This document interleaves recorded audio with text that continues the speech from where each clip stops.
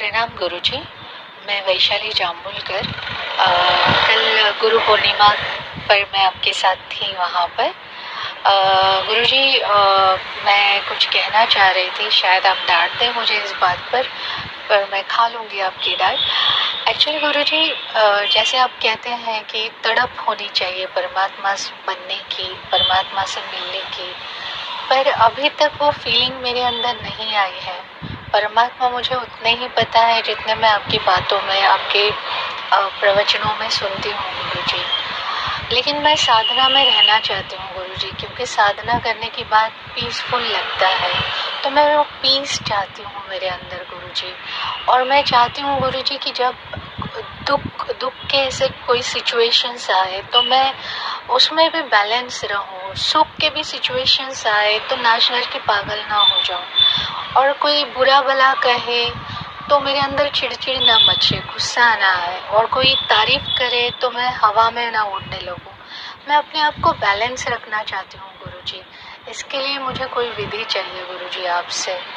और जब काम में मसरूफ़ रहती हूँ या लोगों के साथ रहती हूँ तब तक मैं अच्छी रहती हूँ गुरुजी, लेकिन जब कुछ काम नहीं रहता या कोई है नहीं तो मैं बेचैन हो जाती हूँ गुरुजी, खाली खाली पन सा रहता है। और ये मेरी प्रॉब्लम बहुत पहले से है, तो वो जो खालीपन है वो खाता है मुझे गुरुजी। तो मैं चाहती हूँ कि मैं अपनी कंपनी एंजॉय करूँ, मैं पीसफुल रहूँ, अगर मैं अकेली भी हूँ या काम में नहीं हूँ। तो ऐसी विधि मैं चाहती हूँ गुरुजी कि जिसमें मैं अच्छे से पनप पाऊँ और आगे जाके मैं समझ पाऊँ परमात्मा, जैसे आप कहते हैं या समझाने की कोशिश करते हैं, तो वहाँ तक पहुँच पाऊँ। क्योंकि अभी तक वो फील या वो जो तड़प है वो नहीं आई है मेरे अंदर गुरुजी। बस यही कहना चाह रही थी गुरुजी मैं। थैंक यू सो मच गुरुजी। प्रणाम आपको। प्रणाम आपको और आप सभी को प्रणाम। परमात्मा को पाने की वो तड़प नहीं है,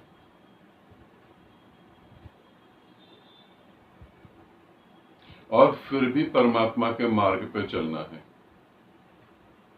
कुछ अजीब सा है, कुछ अजीब सा नहीं लगता? परमात्मा को पाने की वो तड़प नहीं है, अभी संसार को जीने की तड़प है, मगर परमात्मा की राह पे भी चलना है। ऐसा क्यों होता है? क्योंकि आप पिछले जन्मों में बहुत हद तक साधना करके आ चुके होते हो। जब आप कोई काम बहुत ज्यादा करते हो तो उस काम से ऊब हो जाती है, और ऊब होने के कारण काम छूटता नहीं है। कुछ समय शांत रहना चाहते हो उस काम से अलग होकर, छूटता नहीं, अंदर तो वो बार बार पुकारता है, फिर मैं सुख में सुखी ना हो जाऊं, दुख में दुखी ना हो जाऊं, और अकेलापन मुझे पसंद नहीं है। अकेलापन क्यों पसंद नहीं है? क्योंकि अकेलेपन में अपने अंदर बैठे राक्षस को हम जानने लगते हैं। अकेलेपन में हम अपनी रियलिटी को जानने लगते हैं, और हम अपनी रियलिटी से हमेशा भागते रहते हैं। हमेशा हम चाहते हैं कोई कंपनी मिले, कुछ दोस्त हो, पार्टी हो, ताकि हम अपने आप को भूल सकें। हम अपने भीतर बैठे अपने जानवर को स्वीकार नहीं करना चाहते। हमारे भीतर बैठा एक बहुत गंदा जानवर है, उसे हम किसी भी कीमत में एक्सेप्ट नहीं करते। उसी को भुलाने के लिए हमें सारा काम करना पड़ता है। किसी के प्रेम में पड़ जाना, कोई काम करना, कुछ ना कुछ करते रहना, ताकि अपना होने का बोध खत्म हो जाए। और फिर कोई तारीफ कर दे तो मैं हवा में उड़ने न लगे। तारीफ भीतर से चाहते हो तभी हवा में उड़ोगे। कोई दुख दे तो मैं दुखी ना हो जाऊं, दुख नहीं चाहते हो और मिल रहा है तो फिर दुखी होगे। इन सब से मुक्त हो जाओ और कुछ ऐसा बताएं कि मैं परमात्मा के मार्ग पे चलूं। फिर मैं चाहती हूं कि परमात्मा के मार्ग पे चलूं और परमात्मा को जानूं, मगर अभी संसार को भी जीना है। अभी संसार की व्यर्थता ही नहीं पता लग रही। अभी संसार में सुख दिखाई दे रहा है। परमात्मा की तरफ क्यों जाना है?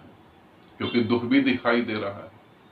अब इसे समझें, जो दुख को छोड़ना चाहता है उसको सुख को भी छोड़ना पड़ेगा। जो कोई तुम्हारी बुराई करता है तो बुराई से तुम्हें दुख पहुंचता है, तो बुराई वालों को छोड़ना पड़ेगा, नहीं तारीफ करने वालों को भी छोड़ना पड़ेगा। जैसे तुम्हारी स्थिति है वैसे ही दुर्योधन की स्थिति थी। दुर्योधन, महाभारत जो हुई थी उसमें मेन व्यक्ति दुर्योधन था। महाभारत से पहले कृष्ण दुर्योधन को समझाने के लिए गए। कृष्ण ने कहा कि दुर्योधन, युद्ध होगा तो बहुत नुकसान होगा। दुर्योधन ने कहा कि कृष्ण, जो तुम मुझे समझाने आए हो मैं सारी बात जानता हूं, युद्ध होगा तो पूरे वंश का नाश हो जाएगा, मगर मैं करूं क्या? मुझसे रुका ही नहीं जा रहा, मैं बदलूं कैसे अपने आप को? नियति यही चाहती है कि युद्ध हो। कृष्ण इस युद्ध को रोक सकते थे। ऐसा ना सोचना कृष्ण ने युद्ध रोकने के प्रयास करे थे। ऐसे प्रयास करे थे जो प्रयास असफल हो सकते थे, वो कृष्ण भी जानते थे। कृष्ण चाहते तो युद्ध रुक जाता, मगर कृष्ण ने ऐसा नहीं चाहा। बुद्ध पुरुष हमेशा पृथ्वी पर मनुष्य जाति का भला करते हैं, ऐसा जरूरी नहीं है। अपने को वो रखने के लिए, अपनी बातों को रखने के लिए कई बार गलत रास्ते भी अपनाते हैं।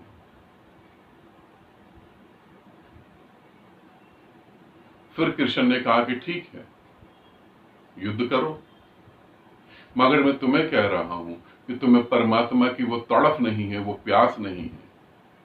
फिर कैसे उस प्यास को तुम पैदा कर सकते हो? कोई विधि?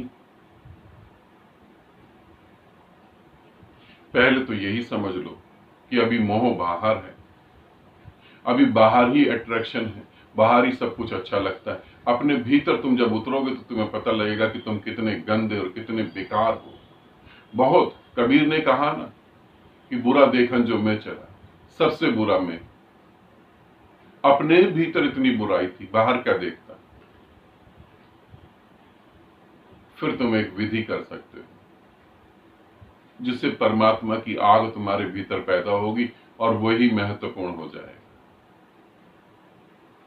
और जब तक तुम परमात्मा के साथ एक नहीं होते, तब तक दुख में दुख होगा, सुख में सुख होगा, ईर्ष्या होगी, द्वेष होगा और झूठा प्रेम होगा, जब तक तुम परमात्मा के साथ एक नहीं हो सकते। क्या करो? रात को बिस्तर पे बैठ जाओ सोने से पहले और 10 मिनट संकल्प करो, सांस को रोक लो, भर पेट सांस लो, पूरी सांस अंदर ले जाओ, सांस को रोक लो और संकल्प करो कि मैं परमात्मा को पाऊंगा, मेरे जीवन में परमात्मा ही जरूरी है। ऐसे छोटी सी विधि 10 मिनट के लिए रोज संकल्प करो, 7 दिन में तुम अपने जीवन में परिवर्तन देखना चालू कर दो। तुम्हें परमात्मा के सिवाय कुछ भी नहीं दिखाई देगा। तुम्हें फिर परमात्मा की तरफ ही जाना पड़ेगा, मगर ये ध्यान रखना फिर तुम्हारा पूरा रुख परमात्मा की तरफ हो जाएगा।